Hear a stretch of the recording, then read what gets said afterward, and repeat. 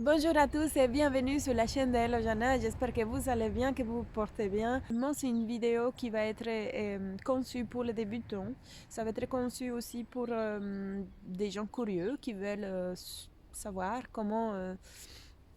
voilà, ça va être surtout les engrais, les amendements, les différences entre engrais et amendements et où peut-on trouver naturellement tout ce qu'il nous faut pour la plante et tout ce qu'il nous faut pour la terre. Alors, commençons par ce qui est les NPK. Les NPK, j'irai après au tableau. Les NPK, c'est un diminutif pour pas dire azote, phosphore et potasse. Donc, c'est NPK, c'est plus rapide. Alors, j'ai juste une petite feuille ici, vite fait, en extrait. Par exemple, cette petite feuille qui est ici, j'en ai plein là par terre. Alors, cette petite feuille qui est ici, vous regardez bien, ces feuilles-là, quand elles tombent par terre, enfin avant de tomber par terre, la plante, elle récupère les ingrédients nutritifs.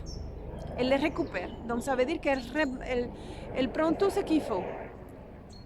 Et puis la plante éjecte un signal, enfin éjecte un signal qui dit ok, maintenant tu peux tomber. Mais quand elle tombe par terre, avec les micro-organismes, avec l'hydrogène, l'oxygène, l'azote, etc., ça va faire que ça va se dégrader, se oxyder. Mais cette feuille, elle contient encore d'hydrate de carbone, du sucre. Ce qui fait que quand elle va tomber, elle va nourrir encore les micro-organismes qui sont dans les parterres. Donc, pendant l'hiver, quand il n'y a plus de photosynthèse, les amendements sont très importants parce que les amendements, donc c'est les feuilles mortes, tout ce qui tombe d'un arbre va nourrir les micro-organismes, les macro-organismes, la vie du sol vivante du sol, grâce au fait qu'encore ici dans cette feuille, il y a des nutriments. Exemple, contre la femme, messieurs, mesdames, si vous êtes messieurs, ben, n'écoutez pas ces parties-là.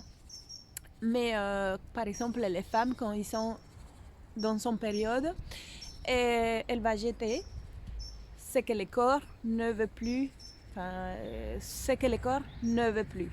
Parce qu'il a déjà fait son stock, parce qu'il en a trop, et donc il jette ce qu'il faut. Mais c'est pas pour autant que c'est mauvais, hein. On peut toujours les prendre. On peut toujours les prendre pour les jardins. Bon, bref, c'est un petit extrait. Bon, mesdames, vous me comprenez. Et voilà, c'est toujours la même chose. Et la plante, elle reprend de nouveau, avant qu'elle tombe, avant qu'elle sèche, elle reprend ces minéraux pour stocker pendant l'hiver. Et, mais malgré tout, il y a encore d'hydrate de carbone là-dedans, du sucre. Donc elle tombe et elle nourrit les micro-organismes pendant l'hiver quand il n'y a plus de photosynthèse. Il y a la nourriture là-dedans. Les NPK, la N représente l'azote. La N azote, ça va être pour tout ce qui est légumineuse, ça va favoriser tout ce qui est feuillage. Ce qu'on va manger, c'est les salades, les épinards, les choux, etc. Mais bon, on va se focaliser sur la N. La N, c'est l'azote, ce qui va favoriser le feuillage vert de la plante. Le P, c'est le phosphore. Le phosphore va contribuer au bon développement des racines. Le phosphore, ça va être pour les racines. Et ici, c'est le K, c'est le potasse.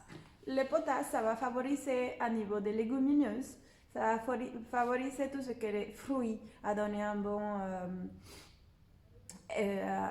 ici, sur la potasse, ça va être tout ce qui est fruits, fleurs, ça va être tout ce qui est développement cellulaire de la plante, ses branches, etc.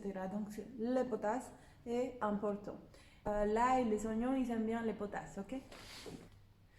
Les engrais, nous les trouvons en plusieurs catégories et nous pouvons dire qu'ici il y a les macroéléments.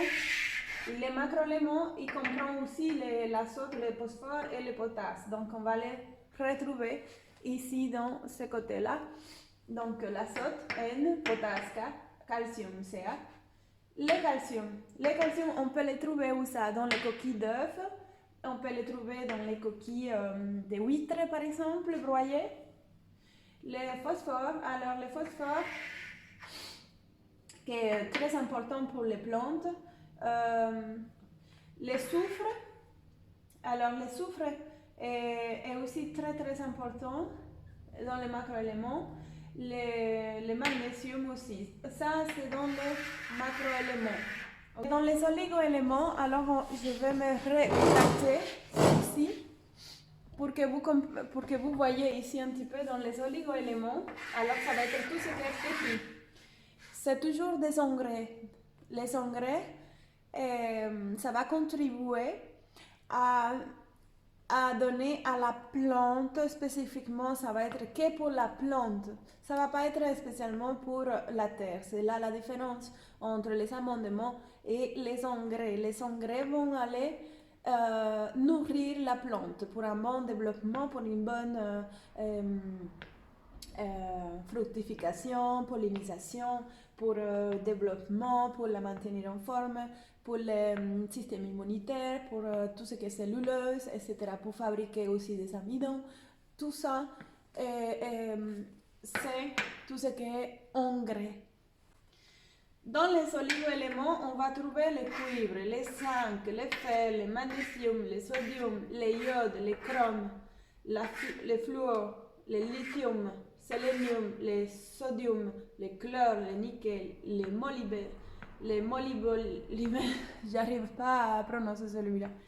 Et le beurre. Le beurre, il contribue à la pollinisation, à fabriquer tout ce qui est pollen, le pollen pour se fructifier, tout ce qui est sucre là-haut, pour attirer aussi les petites abeilles pollinisatrices. Non? Les oligoéléments, les macroéléments, les microéléments et parlons de aussi un autre facteur qui va influencer et qui est très important à savoir, c'est que nous avons aussi les oxygènes, les hydrogènes et le carbone, l'azote et le soufre qui vont participer dans la dégradation de la plante. Alors les amis, voilà. Alors les amis, voilà. Donc nous avons dans plusieurs choses que nous jetons souvent, parfois et on ne sait même pas quoi faire. Mais voilà, nous allons continuer avec ça. J'espère que vous êtes toujours là.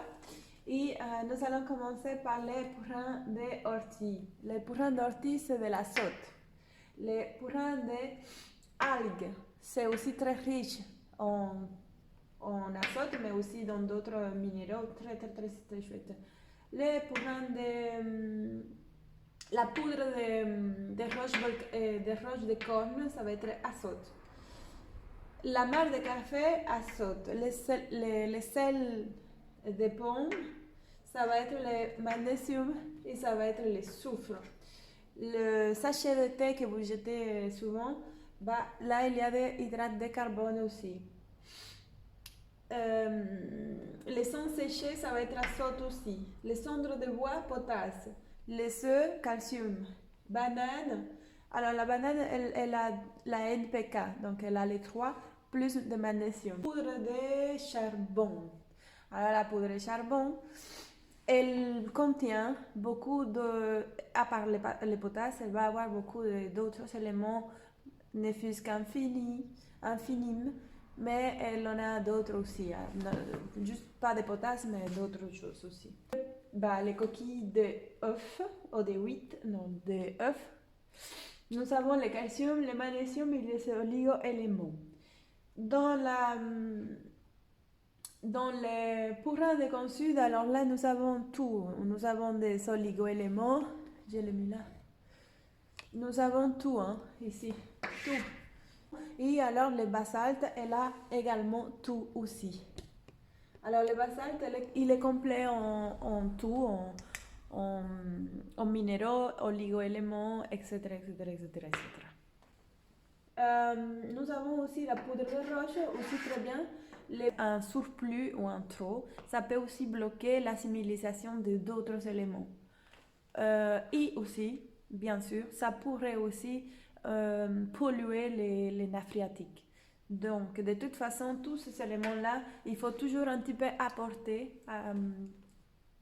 Il faut les apporter parce que l'eau tombe et ils se lavent. On fait ce qui s'appelle les lessive, non? La lessive des éléments nutritionnels pour les plantes, à cause de l'eau tout le temps.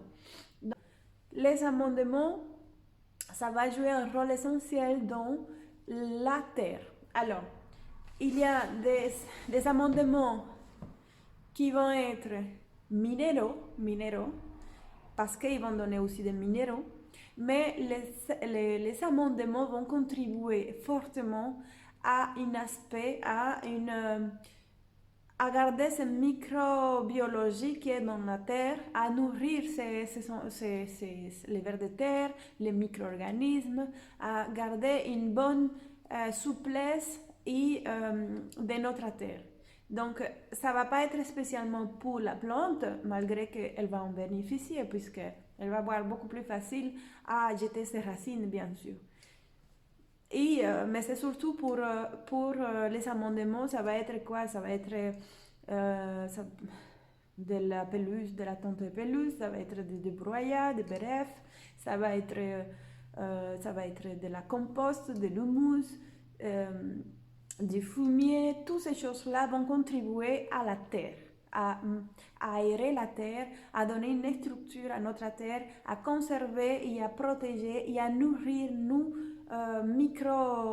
la microbiologie qui est dans la terre, à les nourrir, à donner de carbone aussi, des hydrates de carbone à cette vie microbienne qui est dans notre terre. Des amendements, il y a aussi des minéraux qui vont contribuer. Donc ça veut dire que parfois si on n'ajoute pas, je sais pas moi, s'il y a une carence quelque part, si j'ajoute un petit peu de fumier, si j'ajoute un petit peu de copeaux de bois, si je fais de l'amendement, ces carences-là, elles vont se couvrir par l'amendement. Parce que dans l'amendement, il y a quoi? Il y a la